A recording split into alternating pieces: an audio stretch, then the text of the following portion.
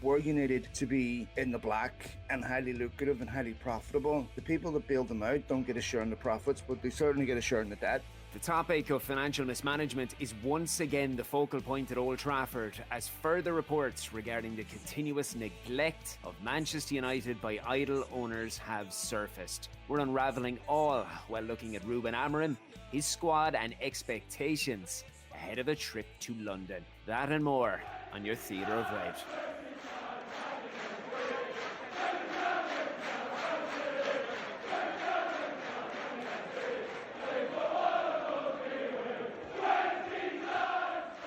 During a week when Manchester United paid global respects to Denis Law and his family, subsections of support continue to voice their concerns about Sir Jim Ratcliffe and his Ineos team, while all the while the Glazer family was sitting quietly laughing far from the northwest. On the pitch, United have managed to temporarily notch a hint of momentum following a late showing against Leicester in the FA Cup, inadvertently drawing Fulham at Old Trafford in the fifth round ahead of a return to Premier League action against Spurs at the weekend. Now, alongside me today to help digest another manic week in the world of the 20-time English champions is a living titan of the media game and a man who has earned his stripes through years of hard work, graft and attention to detail. I'm, of course, speaking about Mr. Phil Brown. How are you doing, my friend?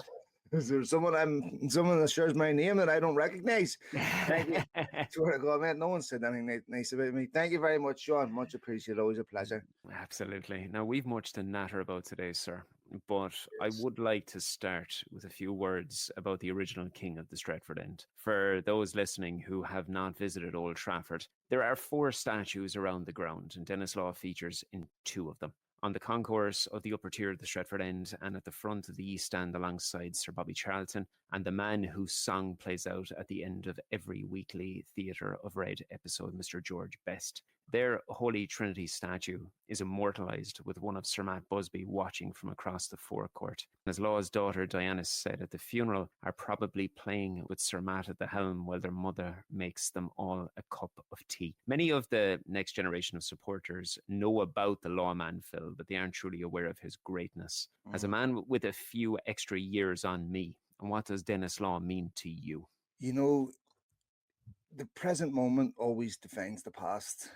And as you parse the present moment where United are losing the strands of the history that from an era that was not commoditized, that was not transactional, where we were talking about players that lived in a different era, were held to a different standard in terms of their love for the football club, how they identify with local culture and what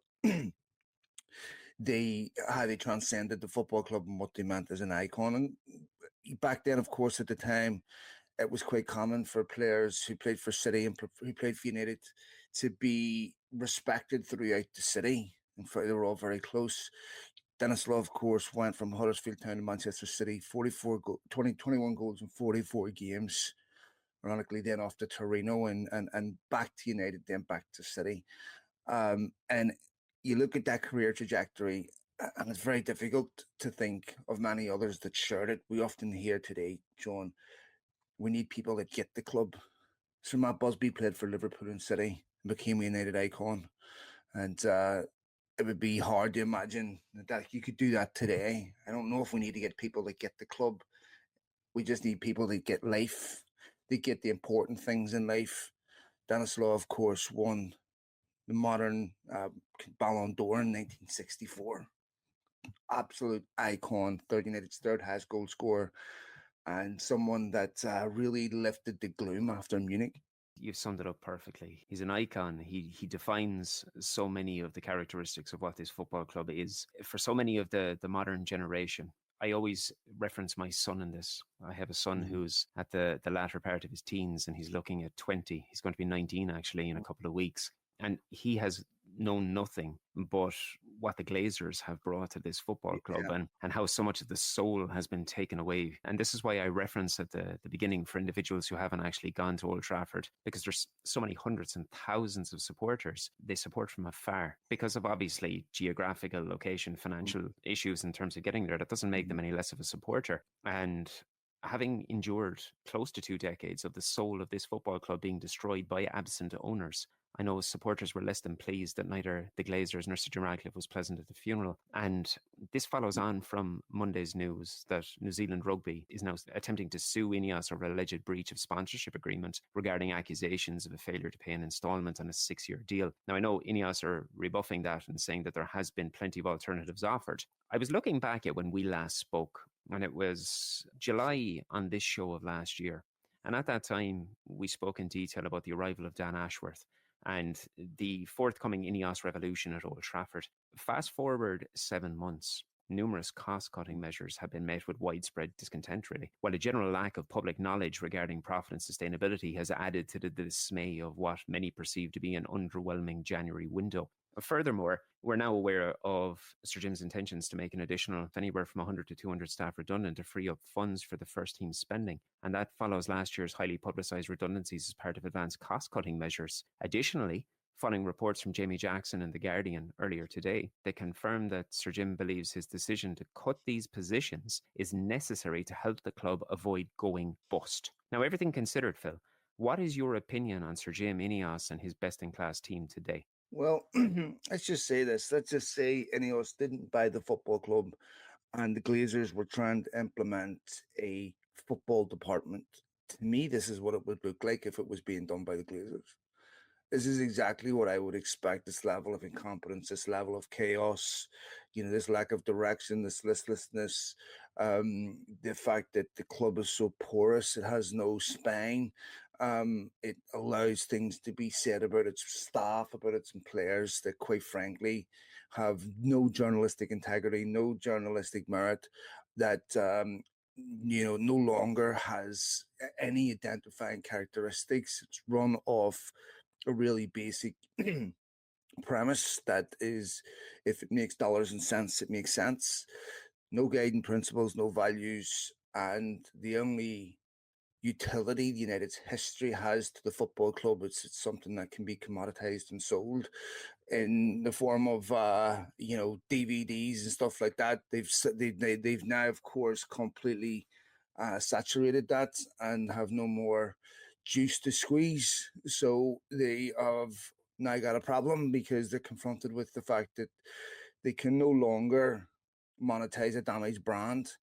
They now have to actually have revenue that's relative to merit, which is, of course, why they tried to go into the Super League, to remove any type of jeopardy so that revenue wasn't commensurate with merit on the field. But the football club has been looted by people who have micro interest and don't care about the macros, and that those are interests that are not orthogonal. They intersect. You can't have one without the other. And so, unfortunately, because the club's been run for the personal enrichment of just a small number of people at the expense of everyone else, this is what billionaires always do. They privatize losses and publicize gains. The impact of these are felt by the people that didn't cause them. And this is always my issue with this, Shaun, because we're United to be in the black and highly lucrative and highly profitable. The people that bailed them out don't get a share in the profits, but they certainly get a share in the debt. They didn't cause this. And if Ineos did not have the expertise to do a proper appraisal of football clubs' finances and make a basic economic projection based on that, then again, it's another area of rank incompetence. And you cannot build anything anywhere. No force multiplier whenever people are working together and working towards a collective common goal. Whenever these people are living like they're in a Hunger Games episode, just waiting to be called out and executed. You're gone, you're gone, you're gone. I mean, what type of relationship would you have with your employer in that environment? It's despicable to me.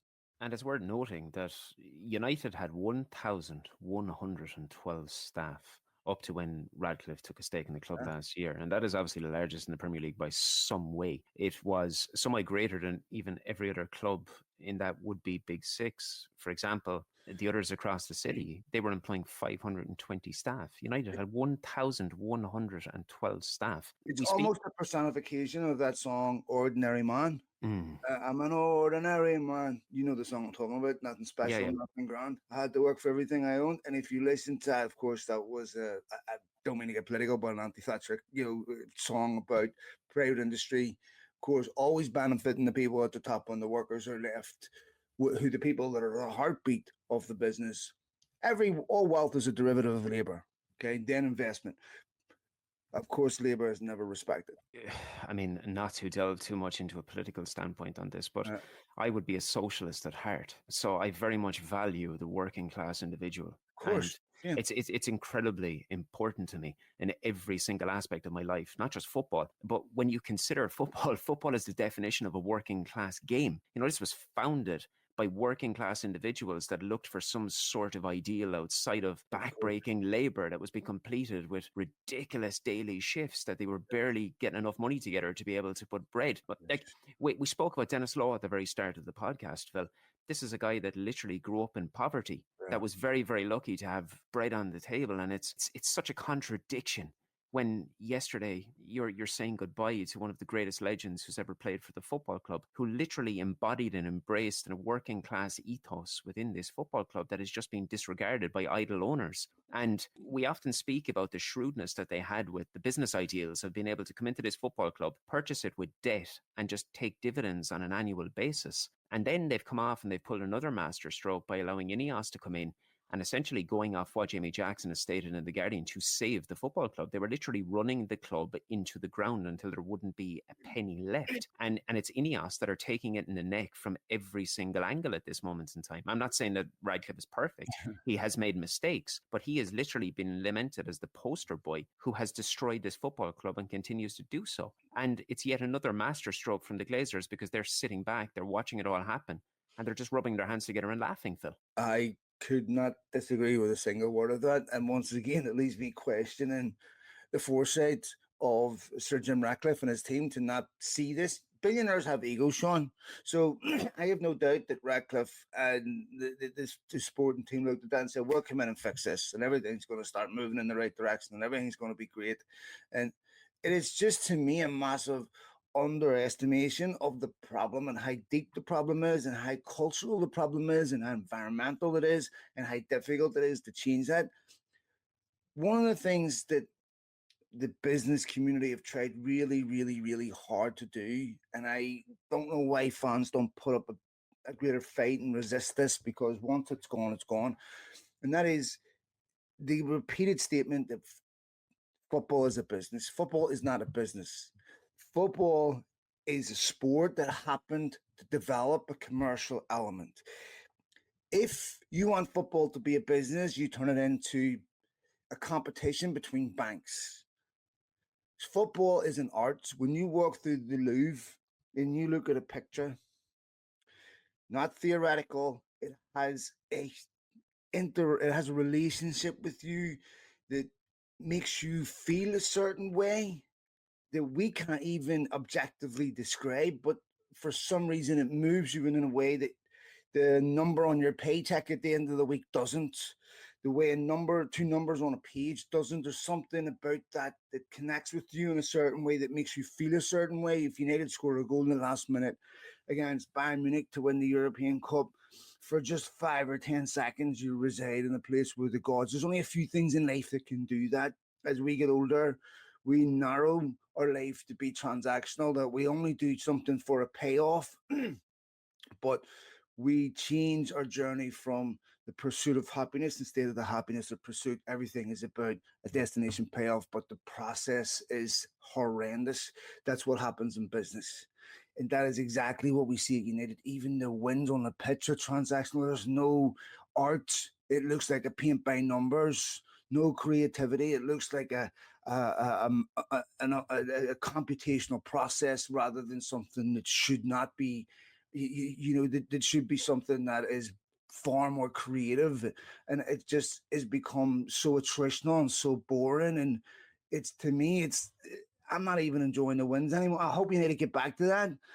But every single thing in that football club got commoditized and was up for sale. And even if you get United to a point where they are, in the black, to where they are, a great financial health, but you lose your soul, what do you have? I think the only thing that they couldn't put a price tag on throughout the last close to 2 decades is you, me, and all of the supporters. When you focus on the matters on the field, Ruben Amorim has now inevitably come under a lot of scrutiny, especially lately, expectedly, when considering the nature of the task and the fickle nature of football supporters in general. There's this jaded conversation surrounding perception versus reality, Phil. And individuals can get lost in an ideal that is truthfully impossible. Amorim left a sporting side that was the definition of a well-tuned engine, having joined in 2020. But therein lies the fundamental fact. He had time to develop a philosophy and an ethos that resulted in a memorable mauling of Pep Guardiola's Manchester City before he set sail for Manchester. Now, in present day, 13th after 24 games with 11 losses and a goal difference of -6 is hardly ideal. Yeah. But he did warn everybody after a 4-0 hiding of Everton in December that his side would be found out and that people shouldn't be surprised when it happens. You're a man, Phil, who has spent ample time working with the club, and you were heavily invested during the potential takeover talks before Sir Jim completed his minority purchase. Myself, I previously reported about the Ineos framework being bent to accommodate Amorim's vision because of the respect that the best-in-class team holds for this Portuguese philosophy. But from your perspective, when we consider the nature of the results, coupled with what many deem as unsatisfactory performances without actually considering that he's trying to place square pegs in round holes, how do you believe that Dave Brailsford, Omar Barada and Jason Wilcox are evaluating the side as we approach the halfway point of February? Yeah.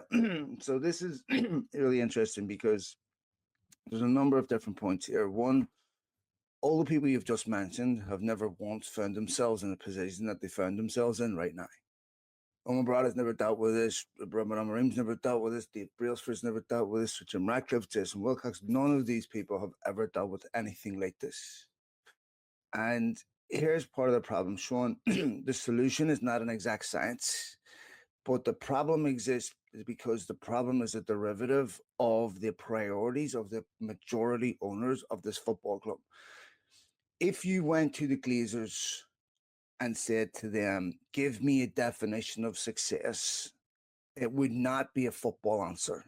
So now you have an alignment issue between the priorities of the owners at the top, how they incentivize employees. They incentivize them to achieve the goals that the Glazers value, not what you and I value. Okay. And then, of course, first principles profit and everything is everything is a hostage to that. Everything comes second to that. It's a casualty to that. So you cannot win the Premier League against teams that are doing the opposite. City are not trying. City are trying to get the best product on the market. United are trying to get a product on the market that's just good enough that you'll buy again. They're not trying to get, they have never been trying to win the league. They changed the philosophy in 2013 of what the definition of success is. So now, and I always worried about this, how does a supposed Sir Jim Ratcliffe, who took over sporting control, whose definition of success is sporting, and then marry these two ideologies? Because to me, this is a bit like who wins, the farmer or the cow? The cow thinks the farmer's his friend because he's feeding him, and finds out at the last minute there was only one person in control of the destiny. And the interest only aligned for a while until they didn't.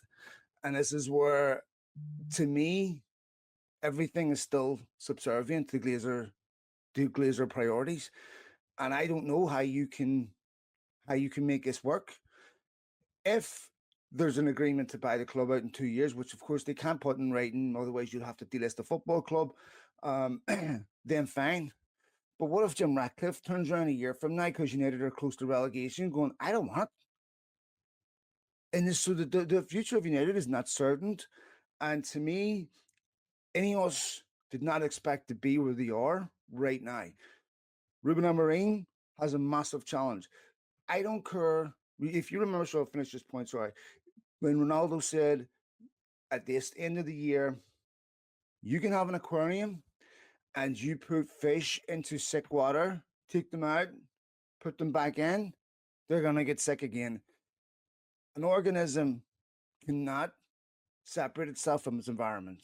Always has it's essentially the same process. Organism, environment, same process, inseparable from each other. Until the environment changes, United will never be successful. I agree. Within that article that I've referenced a couple of occasions already now, that Jamie Jackson brought out in The Guardian, it is specifying, obviously, that Sir Jim is stating that these are necessary cuts that need to be made to not only keep the club afloat, but to allow finances to go into future transfer deals and allow the club into a form of being competitive again in the next 2 seasons.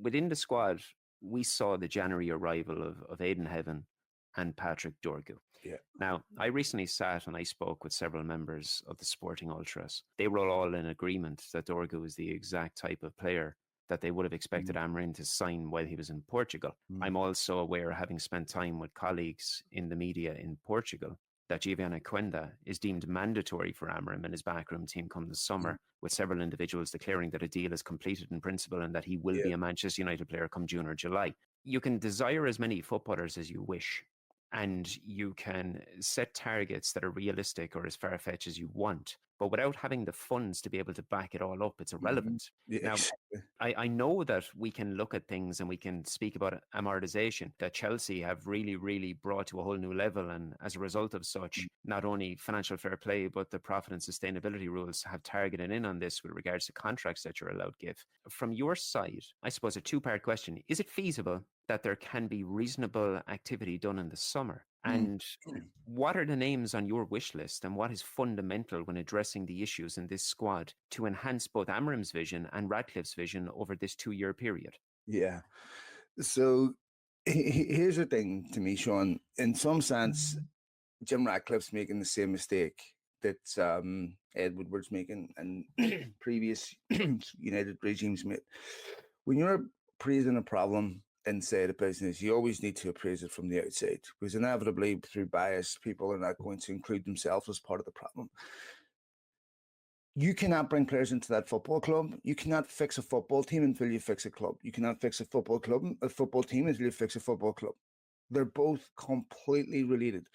If you bring players into that football club right now, a football club where you have essentially told the majority of your playing staff you are for sale, but hey, go out and give me 200% so that we can qualify for Champions League next year that you won't play in. I mean, this is insane. This is anyone that has a functioning brain knows that you immediately have opposed interest with your employer.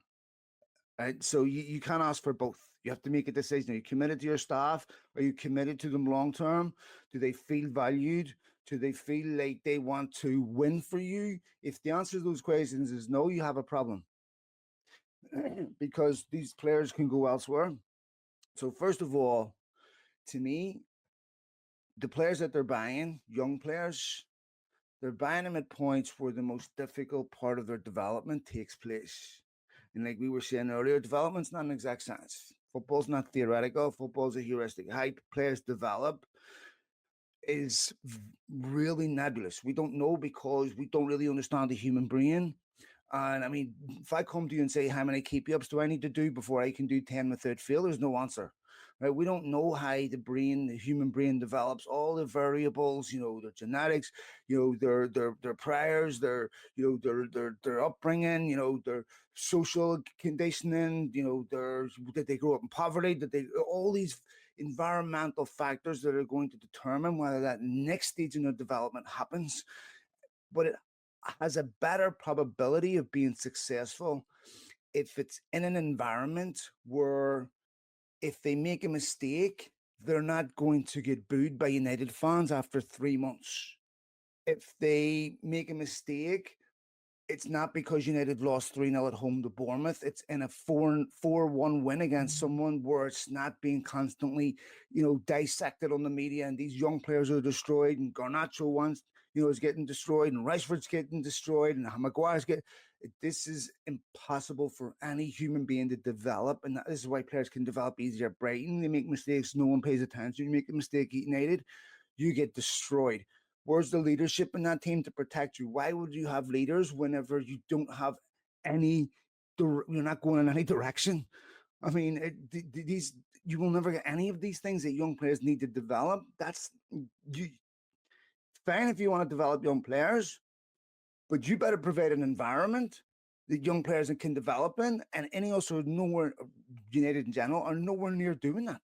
I'm glad that you have brought this up, because this is the reason I was getting towards this. You've mentioned everything that I was going to touch upon with both Aidan Heaven and with Patrick Dorgu. These are two young players entering a pivotal part in the development of their career. Now, Heaven obviously was in a situation in Arsenal when he was looking at a centre-back partnership that is going to be there for the next 5-6 years. So seeing first-team football for him, it was probably something that he didn't deem a possibility over the next 6 to 7 years. So moving on to another football club is obviously desirable. Mm-hmm. You look at Patrick Dorgu, he's playing at a football club that in all likelihood is going to get relegated from Serie A this year. Mm-hmm. But that said, his performances were at such a level that he would have been able to acquire playing time and probably slightly more money at a different football club. You and I can sit back like every other supporter and look at Manchester United's situation and think this is as bleak as it can possibly get. Yeah. And then when you sort of channel in on it, that despite all the negatives that are being there, we're looking at a Carrington that's going to be turned into one of the greatest training facilities in the country. And both of these players have got representatives around them. Mm-hmm. So it's not necessarily a situation that we can backtrack on something that we had 15 years ago, that young players want to sign for Manchester United because they have the allure of playing for Manchester United. Yeah. Because in all reality, even though I have brainwashed my son to be a Manchester United fanatic, he now is in the minority in his social circle. Same, because Manchester United is not the draw for young players, nor is it the draw for young supporters anymore. So that then leads me to think, are we actually underestimating what is happening in the background, that we can attract young talent like Aidan Heaven and Patrick Dorgu? We look at the young Paraguayan that we have coming in, and we look at the potential of the likes of Giovanni Quenda, who's only going to be turning 18, and that we still have the ability to be able to bring these young talents into the football club, when in reality, they could very well go to the likes of Brighton, as you've mentioned, who've got a track record of developing young players and turning them into superstars. Is there something that we're missing, Phil? No, because, if you remember when Ibrahimovic said about Ten Hag, about Ajax players, when you're coaching young players at that age of their career, what they want, what they expect, and why they're there is completely different from where they're going to be 3-4 years from now when they reach the peak of their career. So if you were now seen as a place where I go and do my A levels, but my master's degree is at a club that is at a level of education you no longer reside at, then United have to be very careful with this. Because if you are now seen as a club that's a stepping stone to the last level of development, okay, you can, if you remember Arsenal under Wenger, they kept losing, Fabregas, they kept losing all their good players once they reached the level of maturation, because no one saw Arsenal as finishing school, big football club that lots of players identify with. They're obviously still very important in the national psyche, but in terms of the short term, not the mythology, the short term, what's the utility of me playing here and being able to deliver me trophies? Wayne Rooney was confronted with this question at Everton as a young player. Everton, and when I was growing up in the 80s, massive football club. Okay, you can have your history, you can have, this mythological view, and you can be big, but can you win me trophies right now? And Liverpool have had to deal with this. Everyone, and this is a question Kobe Mainoo's going to have to face at some point. Does he? Because he looks a young lad lost in the system. Does he want to do what, wait another 3-4 years then go? Or does he want to say, look, maybe I have to take my career into consideration? These are considering the way United are evaluating their employees and saying, you have no utility, no need for me, you're gone, then they should expect the same in return. Mm. And as much as it pains me to say it, this brings us to Sunday's meeting with Spurs. Ironically, a side 2 points worse off than us, and they are in utter freefall under the watch of Ange Postecoglou. I've met Ange once and I've spoken with him. As the perception goes, he's a nice guy and he's very upfront about his desires. But his unwillingness to deviate from a set structure has seen many call for his head amidst a squad that are appearing to down tools on him. We now see reports of a potential Qatari takeover in North London, with the future of Ange and Daniel Levy very much both in the spotlight. But despite everything that has occurred, London has not been a happy hunting ground for Manchester United. And Spurs are also unbeaten in their previous 4 meetings with us. And furthermore, we've actually conceded at least 2 goals in all of these 4 games. So, having tasted defeat against Postecoglou's men twice already this season and shipped 7 goals in that time, how do you see this trip south playing out on Sunday? It's really difficult to make any, confident, predictions based on anything we've seen in the past, because United just never seem to have any logical extrapolations from what you've seen in the past. One, they can go and do what they did at Liverpool and Arsenal in a week where everyone was expecting them to get drilled in both games, and then go out and play against like Leicester like they did. It's just it is very, very difficult, because there's just no, to me, the cohesion that's developing week after week, where we're 1% better than last week, where there's, so I don't know. I think both teams will probably lose it, if you know what I mean. One will win it, but both teams will give every other one the opportunity to win it as much as they want. Here's the thing about Spurs, about life in general, Shaun. Nottingham Forest are not a million times better team than what they were last season. Leicester didn't go from almost being relegated to winning the league by being, raising levels and levels and levels above the ability that what they had the previous season. Atmosphere, confidence, morale, all these things are impossible to scale, but massively important in how a human being goes about their job. We've all been in jobs where we're affected by the vicissitudes of life. We're depressed. We're dealing with stuff in our personal life. Work morale is shite, and then you lose the confidence to do your job. And when you lose confidence, it's the simple things that are the hardest, because you're so afraid of making a mistake on the things you shouldn't make a mistake, that you make a mistake on the simplest things. That's exactly what came in my head when Dallo missed that open net at West Ham. When you're not confident, some of the worst things to happen is have an open net fall right in front of your feet because you're petrified. I just see that fear in Spurs that Amorim talks about in United, where players just don't trust they're going to have good outcomes, and then the pendulum swings the opposite way. Because I saw it with City yesterday, that the nervousness creeps in, and eventually you make mistakes. And I just think he's young players in his team, lack of leadership. The best players don't trust that their ambitions are commensurate with the clubs. So you have all this. Some players are playing to leave. Some players are trying to develop. Some players are trying to save a career. You can't build a team like that. Yeah, I think you probably summed it up perfectly. It's which one of the team doesn't want to lose it more, or doesn't have the ability to lose it more. This is one I think that you could end up 5-5, or it could end up 1-0 with some of the most horrible stuff that you can possibly see. But at this time of the season, given both precarious situations at both football clubs, it's certainly going to make for an interesting talking point anyway. Phil, a pleasure to chat as always. You are very busy with the day-to-day in your own podcast, but have you anything interesting coming up on the horizon yourself? I'm just like yourself, just someone that talks. This is a labour of love. It's a cathartic process. It's just talk football.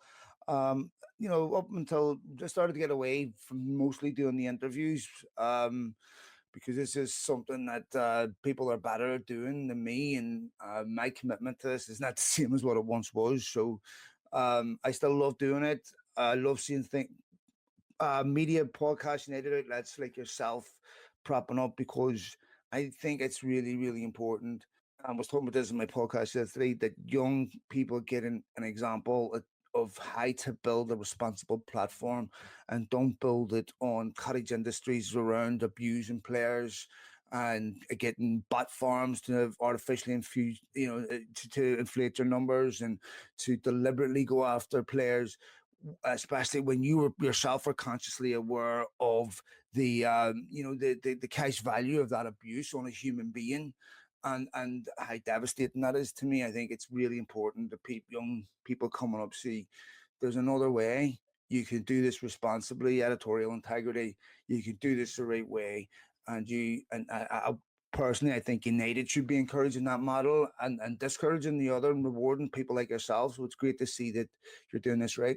I appreciate that. That's very kind of you. I think I actually signed off on one of the articles I wrote during the week that you can make money in this industry without going down that same old route where you need to slander individuals and you need to put out sensationalist titles and headlines to try to lure people in with false information. That's why I've always valued everything you've done as well, Phil. Anyone who is still here at this moment in time, if you'd like to keep up to date with us, you can follow us on any social platform at theatre_of_red and visit the website for daily updates regarding everything from injuries, fixtures, transfers and exclusives. If you'd be as kind as to subscribe and leave a review wherever you are, it will be much appreciated. We will be back next week to hopefully celebrate 3 points in London ahead of a reunion with Mr. David Moyes. I'll catch you all then.